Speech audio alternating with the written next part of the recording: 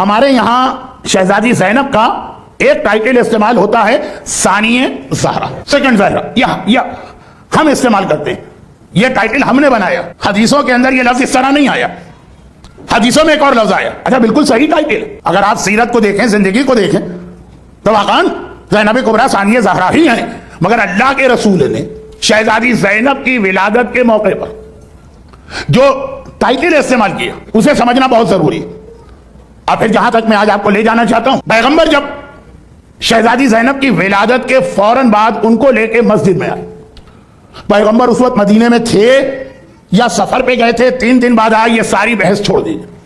جب بھی پیغمبر بیٹی کے حجرے میں گئے زینب کی ولادت کے بعد، چاہے اسی دن چاہے چوتھے دن، گود میں لے کے مسجد میں آئے اور ایک جملہ کہا، ہذہ مثیل خدیجہ، میری یہ بیٹی مثل خدیجہ۔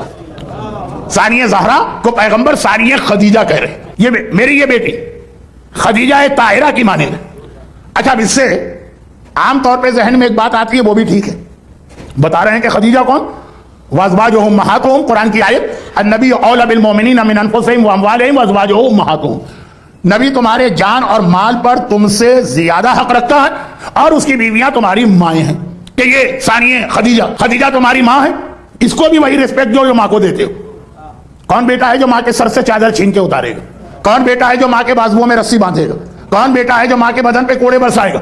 پیغمبر یہ لقب دے کے ایک طرح سے سمجھا رہے ہیں کہ زینب کے اسٹیٹس کو سمجھو، مگر ہسٹری پڑھیے تو پتا چلے گا کہ اس کا ایک اور بہت اہم ریزن ہے، بہت اہم۔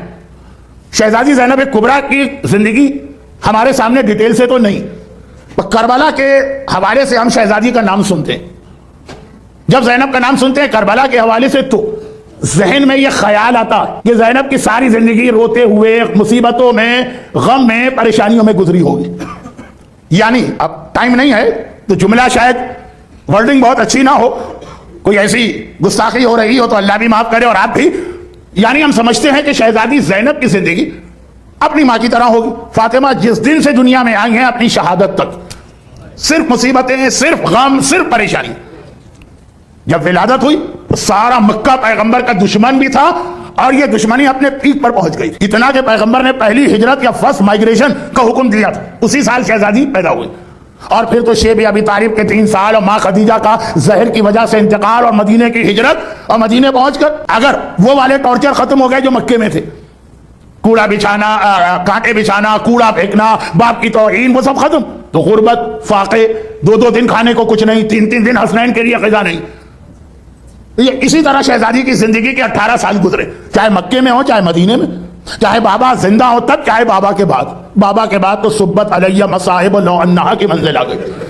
شہزادی کی پوری 18 سال کی زندگی، باپ کے گھر میں ہو تب بھی، شوہر کے گھر میں ہو تب بھی، ٹھیک، ایک رول ماڈل ہے فاطمہ دنیا بھر کی عورتوں کے لیے۔ میں پورا ایک تقریباً اشرا پڑھ کے اسی امام باڑے کے اسی ممبر سے جا چکا ہوں، مگر زینب ایسی نہیں۔ زینب کی زندگی اپنی ماں کی طرح سے، سیرت کی بات نہیں ہو رہی ہے، سیرت تو زینب کی وہی ہے جو ماں کی، واقعات جو زندگی میں حالات جو ایونٹس پیش آئے وہ زینب کے فاطمہ جیسے نہیں ہیں، اپنی نانی خدیجہ جیسے۔ خدیجہ کون تھی؟ خدیجہ وہ تھی کہ ایک وقت میں اتنی راحت، اتنا آرام، اتنے عیش، اتنی دولت کہ ملکہ عرب کہلاتی ہیں، عرب کی ملکہ، انڈکلیئرڈ ملکہ، اتنا بڑا ان کا بزنس، اتنے درہم و دینار سونے اور چاندی، خدیجہ کا لباس، وہ ڈیٹیل پڑھ لیجیے، خدیجہ کے گھر کی حالت پڑھ لیجیے۔ اسلام کے اعلان سے پہلے خدیجہ کی دولت کہنے کی ضرورت نہیں، ہر آدمی جانتا۔ میں آپ کا ٹائم اس چیز میں نہیں لینا چاہتا جو اچھی طرح آپ کو یاد۔ پھر کیا ہوا کہ اسلام آیا، خدیجہ نے رسول کا ساتھ دیا، شریکہ رسول بنی، تو پھر مصائب کا زمانہ آیا۔ زندگی کا زیادہ حصہ ایکول بھی نہیں کہ آدھی زندگی راحت میں اور آدھی زندگی پریشانی میں، زندگی کا زیادہ حصہ راحت، آرام، عیش، چین، سکون، دولت، سونا، چاندی، درہم، دینار، اس کے بیچ میں گزارے، اور آخر کے کچھ سال غربت، فاقے، شیب ابی طالب میں فاقے ہوتے تھے کئی دن، اس میں گزارے۔ زینب ایسی، زینب اپنی ماں کی طرح نہیں کہ ساری زندگی غربت اور پریشانی میں گزاری۔ نعوذ باللہ میں شہزادی کونین کی توہین نہیں کر رہا ہوں، شاید الفاظ میں اچھے نہیں استعمال کر پا رہا ہوں۔ فاطمہ کی ساری زندگی امتحان، خدیجہ طاہرہ کے یہاں شروع میں کتنی راحت، زینب کبریٰ کی زندگی کیسی تھی؟ کبھی غور کیا ہے آپ نے؟ بس اسی بات سے اندازہ کر لیں کہ زینب کی شادی ہوئی تھی عبداللہ ابن جعفر طیار سے. بھئی ایک جملہ کافی.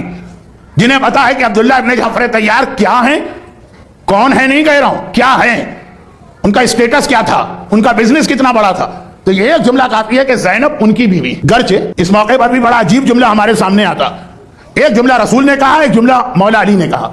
رسول نے کہا کہ اگر فاطمہ نہ ہوتے, اگر علی نہ ہوتے تو فاطمہ کی شادی نہیں ہو سکتی. فاطمہ کو میچ کرنے والا اس کائنات میں ہے کون علی کے علاوہ؟ ٹھیک ہے, یہ تو آپ بہت سنتے ہیں اور سنتے رہیں گے, ایمان تازہ ہوتا. اب مولا کو بھی وہی پرابلم فیس کرنا پڑا کہ جب زینب کی ایج شادی کی ہوئی تو زینب کا میچ کون ہوگا؟ اگر وہ عصمت کبریٰ کی حامل نہیں ہے تو صاحبہ عصمت صغریٰ تو ہیں. زینب کبریٰ, ان کی شادی کس سے کی جائے, ان کا میچ کون ہو؟ جب معصومہ قم کی ساری زندگی اس لیے شادی نہ ہو سکی کہ عالم اسلام میں اور خاندان میں بھی کوئی مرد اس وقت ایسا نہ تھا جو معصومہ قم کے لیے میچ بنتا. آپ ایران کی زیارت پہ جاتے ہیں, معصومہ قم کے حالات وہاں علماء کو سناتے ہیں.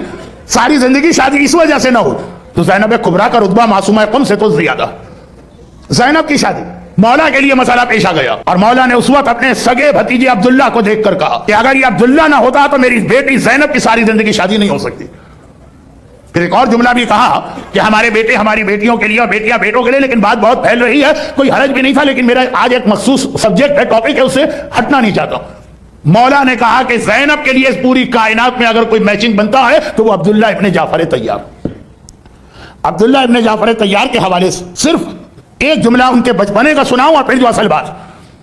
مولا کے بڑے بھائی ہیں جعفر طیار, جو اسلام کے پہلے انسان ہیں جن کے دونوں ہاتھ اس لیے کٹے کہ وہ اسلام کا پرچم بچا رہے تھے. عباس علمدار دوسرے ہیں, بعد میں آتے ہیں, پہلے جعفر طیار ہے, اس لیے جناب عباس کا ایک لقب ثانی جعفر طیار ہے.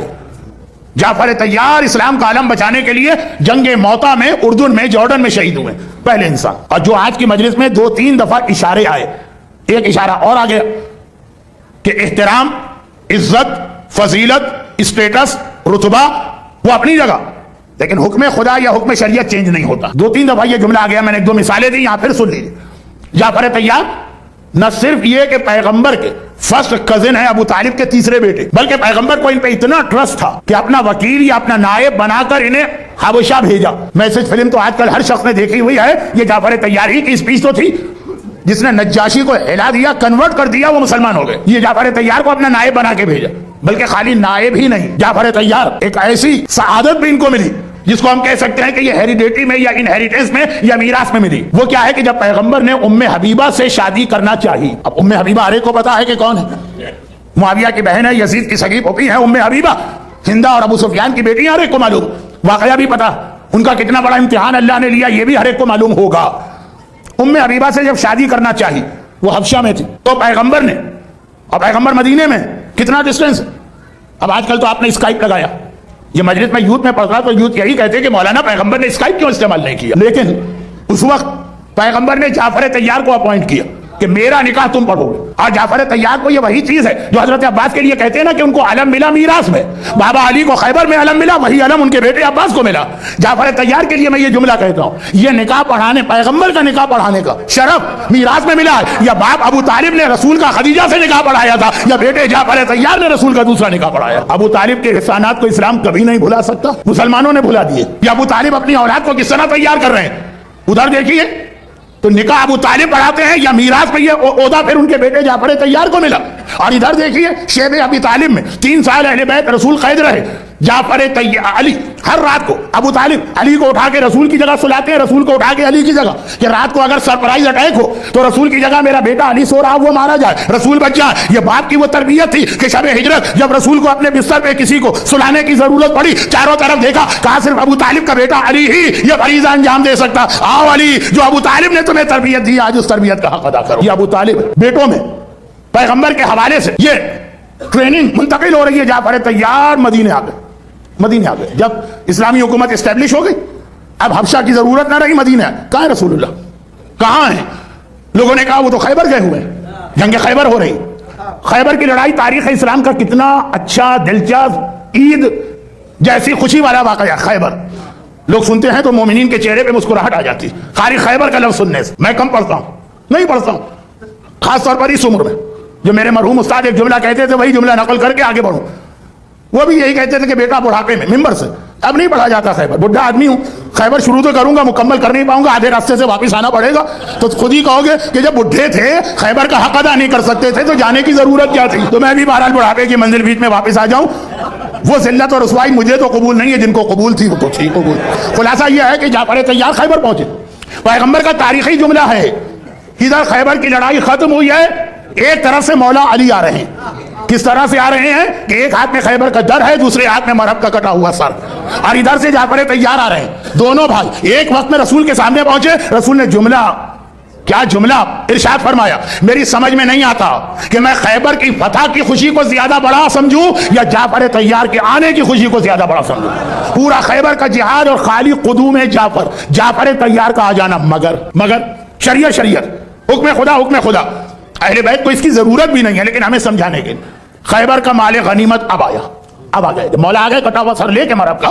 اب مال غنیمت، کتنا مال غنیمت ہے آپ کو معلوم، بھک منگے، بھکاری، مسکین، فقیر، خیبر کے مال غنیمت سے کتنے پیسے والے، کتنے غنی، کتنے بڑے بڑے سرمایہ دار بن گئے خیبر کا مال غنیمت۔ مگر شریعت کا حکم ہے مال غنیمت اس کو ملتا جو جنگ کے دوران میدان میں ہو، جنگ ختم ہوئی ہے، 1 منٹ کے بعد بھی اگر کوئی آ جائے چاہے کتنا ہی ہائی اسٹیٹس کیوں نہ ہو، مال غنیمت نہیں ملے گا۔ پیغمبر نے جعفر طیار کو دیکھا، کہا اے جعفر طیار، یہ لفظ میرا 1 منٹ کی، جب تمہیں تاخیر ہو گئی 1 منٹ بعد پہنچے، خیبر کے مال غنیمت میں باقی سب کو ملے گا، مومنوں کو، مسلمانوں کو، منافقوں کو، جنگ کرنے والوں کو، بھاگنے والوں کو ملے گا، سب کو مال غنیمت، تمہیں نہیں مل سکتا کیونکہ تم جنگ ختم ہونے کے بعد آئے۔ لیکن میں تمہیں ایک ایسا گفٹ دیتا ہوں کہ خیبر کا سارا مال غنیمت ایک جگہ پر، یہ گفٹ اس سے بھی زیادہ بڑا، اور وہ 4 رکعت نماز جعفر طیار پیغمبر نے جعفر طیار کو بتائی، جس نماز کا آج بھی نام ہے الصلاۃ الحبوہ، الصلاۃ الحبوہ یا ہبہ، تحفے والی نماز، گفٹ والی نماز، یعنی خیبر کا مال غنیمت جتنی تعداد آپ سنتے ہیں وہ آپ کو چاہیے نماز جعفر طیار شروع کیجئے، آپ اس کے پریکٹیکل بینیفٹ اس دنیا میں دیکھیں گے، آخرت کا ثواب اپنی جگہ۔ یہ جعفر طیار کو نماز ملی، اسی سال جعفر طیار کی شہادت ہو گئی، بہت دور مدینے سے جارڈن، جو اہل بیت کے گھرانے کا طریقہ ہے، تو پیغمبر نے گھر کے اندر ہی روم سے باہر نکلے، باہر جو لاؤنج تھا وہاں پہ جعفر طیار کا بڑا بیٹا عبداللہ بیٹھا ہوا کھیل رہا۔ پیغمبر نے دیکھا کہ سارے کھلونے انہوں نے اپنے سامنے رکھے ہوئے، مسکرا کے کہا عبداللہ کیا کر رہے ہو؟ کہا کہ یا رسول اللہ میں تجارت کر رہا ہوں، میں بزنس کر رہا ہوں۔ پیغمبر نے عبداللہ کے سر پہ ہاتھ رکھا اور کہا کہ بارک اللہ فی صفقتہ، اللہ تیری تجارت میں برکتیں عطا فرمائے۔ اگر تمہاری دعا کبھی قبول نہ ہوتی تو 3 میں سے ایک کام کرو، کعبے کی دیوار کو دیکھو اور اس کو دیکھ کے دعا مانگو، دیکھو کہ اللہ کتنے جلدی قبول کرتا، یا اپنے ماں سے کہو کہ تمہارے لیے دعا کرے، ماں کی دعا اولاد کے لیے کتنے جلد قبول ہوتی ہے کہ آقا حسین نے بھی ام لیلہ سے کہا تھا کہ اکبر کے لیے دعا کر، خود آقا حسین، لیکن ماں کی دعا 15 رجب 13 14 15 کو آپ عمل ام داؤد کرتے، خود چھٹے امام دعا کر سکتے تھے داؤد کے لیے، لیکن ماں سے کہا کیا ہے ام داؤد، ماں کی دعا جتنے جلدی قبول ہوتی۔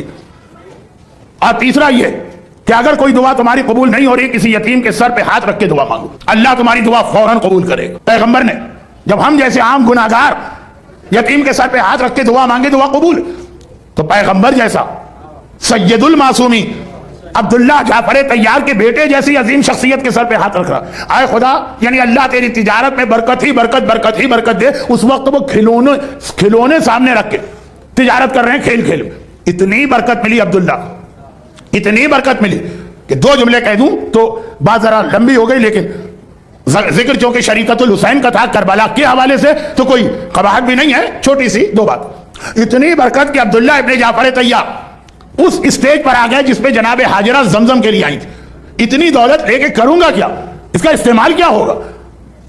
عام انسان کا پیٹ کبھی نہیں بھرتا، جتنی دولت آ جائے کم لگتی، لیکن ایک وہ منزل آتی کہ جیسے آج کل آپ یہاں دیکھتے ہیں جو بلینرز ہیں وہ چیریٹی سب دے دیا کہ اتنی دولت کس کام کی ہماری۔